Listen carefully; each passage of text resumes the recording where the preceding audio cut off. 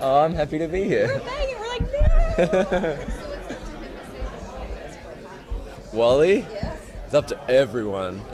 Yeah, I think that's probably one thing that we all expected was like, okay, well now Kid Flash has to really step forward and fill in those shoes. But how it sort of organically worked out is that the team is really become a unit and everyone has got their place to make the machine like run smoothly.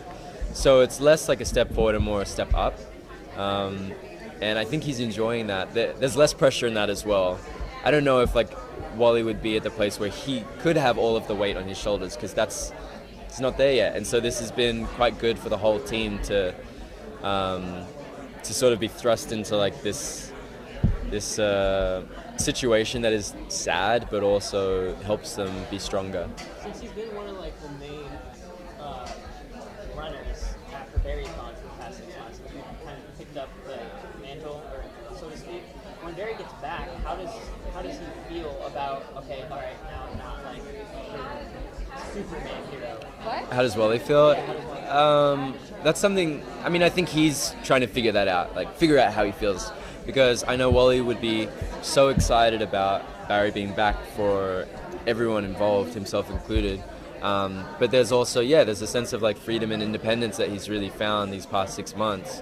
And so I think that he's got to figure out, well, does he have less independence now and less freedom? And is he less of, a Flash, like with the return of Barry? Like, I think those are the questions running through his head. It's something he's got to try and figure out. Are you looking forward to, I don't know how much of this experience you have with the lighting tone this year? Because supposedly everybody's trying to lighten things up and get away from the darkness. I think it's like less trying to get away from the darkness and more just finding the light within the terrible situations. You know what I mean? Like, that's what's happening. There's still heavy stuff going on. There's still like heart-wrenching moments. There's still like villains out there, crime to fight. But at the same time, like, I think, when we make mistakes, we're not as down on ourselves about making those mistakes, and it's sort of just funny. Like, we're finding the light in all of those situations. I know Wally is for sure, and he's enjoying all of this. And he has like a good energy. I think the whole thing feels a lot more comic booky brought to life. Yeah. Say again? Which of his relationships kind of get a focus early on in the season? Maybe all of them. Wally really feels like right there in the team when we kick off.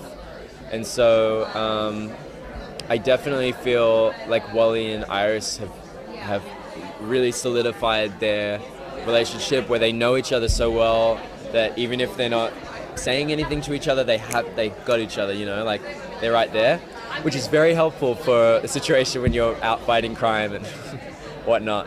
And it's cool to see, that's not where they started. Wally was very defensive and very didn't feel secure in his in the family. So it's really fun to sort of see that transition and see that change.